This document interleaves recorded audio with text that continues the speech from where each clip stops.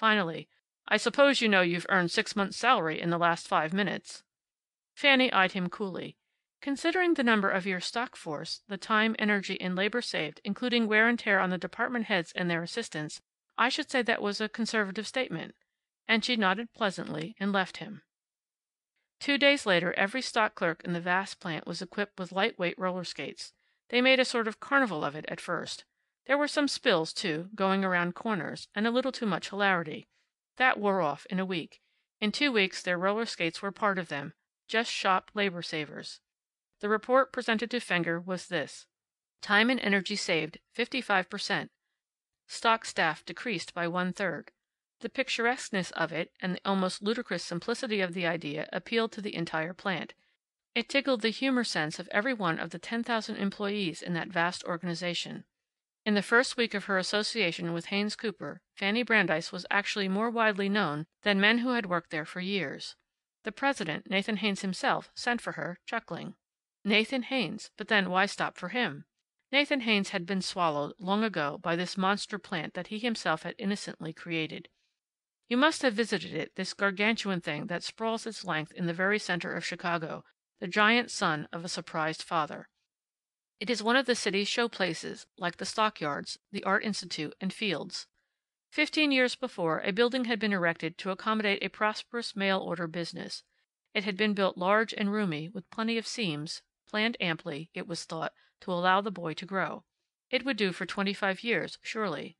In 10 years Haynes Cooper was bursting its seams. In 12 it was shamelessly naked, its arms and legs sticking out of its inadequate garments.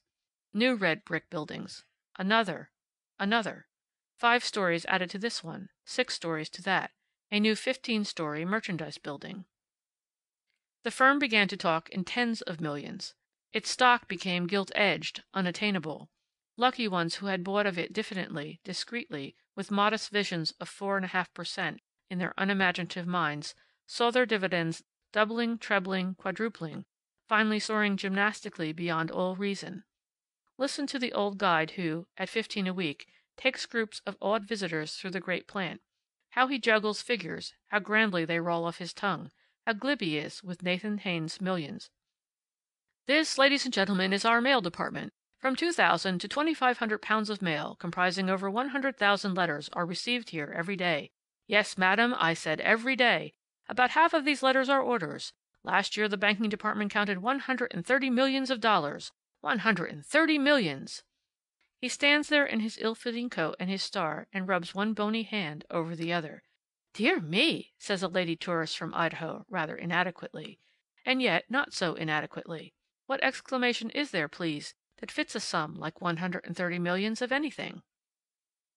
Fanny Brandeis, fresh from Winnebago, Wisconsin, slipped into the great scheme of things at the Haynes Cooper plant like part of a perfectly planned blueprint. It was as though she had been thought out and shaped for this particular corner. And the reason for it was, primarily, Winnebago, Wisconsin. For Haynes Cooper grew and thrived on just such towns, with their surrounding farms and villages. Haynes Cooper had their fingers on the pulse and heart of the country, as did no other industry. They were close. Close. When rugs began to take the place of ingrain carpets, it was Haynes Cooper who first sensed the change. Oh, they had had them in New York years before, certainly. But after all, it isn't New York's artistic progress that shows the development of this nation. It is the thing they are thinking and doing and learning in backwash Nebraska that marks time for these United States. There may be a certain significance in the announcement that New York has dropped the Russian craze and has gone in for that quaint Chinese stuff. My dear, it makes the loveliest hangings and decorations. When Fifth Avenue takes down its filet lace and eyelet embroidered curtains and substitutes severe shantung and chaste net, there is little in the act to revolutionize industry or stir the art world. But when the Haynes Cooper Company, by referring to its inventory ledgers, learns that it is selling more Alma Gluck than Harry Lauder records, when its statistics show that Tchaikovsky is going better than Irving Berlin, something epical is happening in the musical progress of a nation. And when the orders from Noose Gulch, Nevada, are for those plain dimity curtains instead of the cheap and gaudy Nottingham atrocities, there is conveyed to the mind a fact of immense, of overwhelming significance. The country has taken a step toward civilization and good taste. So, you have a skeleton sketch of Haynes Cooper, whose feelers reach the remotest dugout in the Yukon, the most isolated cabin in the Rockies, the loneliest ranch house in Wyoming, the Montana mining shack, the bleak Maine farm, the plantation in Virginia. And the man who so innocently put life into this monster? A plumpish, kindly-faced man, a bewildered, gentle, unimaginative, and somewhat frightened man, fresh-cheeked, eye-glassed. In his suite of offices in the new administration building, built 2 years ago, marble and oak throughout, 12 stories, and we're adding 3 already, offices all two-toned rugs and leather upholstery, with dim, rich, brown-toned Dutch masterpieces on the walls, he sat helpless and defenseless, while the torrent of millions rushed and swirled and foamed about him. I think he had fancied, 15 years ago, that he would some day be a fairly prosperous man, not rich, as riches are counted nowadays, but with a comfortable number of tens of thousands tucked away. 200,000 or 300,000, perhaps 500,000, perhaps but nonsense! Nonsense! And then the thing had started. It was as when a man idly throws a pebble into a chasm, or shoves a bit of ice with the toe of his boot, and starts a snowslide that grows as it goes. He had started this avalanche of money, and now it rushed on of its own momentum, plunging, rolling, leaping, crashing, and as it swept on it gathered rocks, trees, stones, houses, everything that lay in its way. It was beyond the power of human hand to stop this tumbling, roaring slide. In the midst of it sat Nathan Haynes, deafened, stunned, terrified at the immensity of what he had done. He began giving away huge sums, incredible sums. It piled up faster than he could give it away. And so he sat there in the office hung with the dim old masterpieces, and tried to keep simple, tried to keep sane, with that austerity that only mad wealth can afford, or bitter poverty. He caused the land about the plant to be laid out in sunken gardens and baseball fields and tennis courts, so that one approached this monster of commerce through enchanting grounds, glowing with tulips and heady hyacinths in the spring, with roses in June, blazing with salvia and golden glow with asters in autumn. There was something apologetic about these grounds. This, then, was the environment that Fanny Brandeis had chosen. On the face of things you would have said she had chosen well. The inspiration of the roller skates had not been merely a lucky flash. That idea had been part of the consistent whole. Her mind was her mother's mind raised to the nth power, and enhanced by the genius she was trying to crush. Refusing to die, it found expression in 100 brilliant plans, of which the roller skate idea was only one. Fanny had reached Chicago on Sunday. She had entered the city as a queen enters her domain, authoritatively, with no fear upon her, no trepidation, no doubts. She had gone at once to the Mendota Hotel on Michigan Avenue, uptown, away from the roar of the Loop. It was a residential hotel, very quiet, decidedly luxurious. She had no idea of making it her home.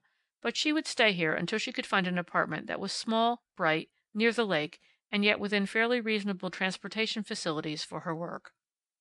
Her room was on the 9th floor, not on the Michigan Avenue side, but east, overlooking the lake.